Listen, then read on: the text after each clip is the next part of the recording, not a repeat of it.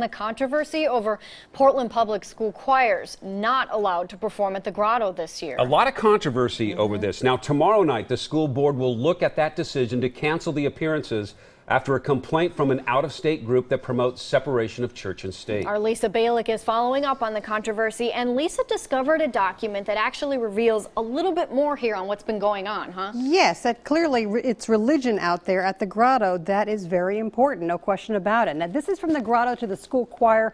More on that in a moment. But after making calls today, I just found out the Beaverton School District was also contacted by the group complaining about students performing at the Grotto. Now, Beaverton tells me this afternoon they are not canceling their appearances, and there's a chance Portland could reverse its decision. At the Grotto in Northeast Portland, they're already getting ready for the thousands of visitors who come here for the annual Festival of Lights.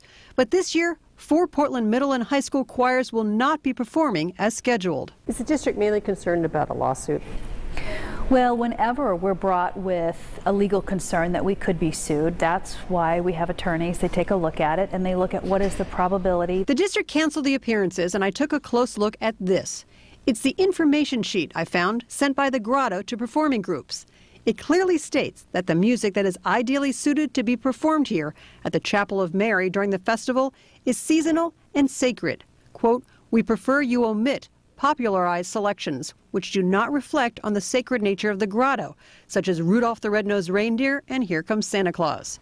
I went to the Grotto today to ask about this music request. That has been the policy for 28 years, that the choirs that come here are asked to sing music that represents the true meaning of Christmas, and we discourage them from singing secular songs. Meanwhile, I found out the Portland School Board will meet in executive session tomorrow night and look at whether to publicly discuss overruling the staff decision to cancel the appearances. If they decide that it's something that they want to look further into, they can bring forth a resolution. One other question for the Grotto. So if anything changes when it comes to the school district's decision, could those schools come back during the holiday season and perform here?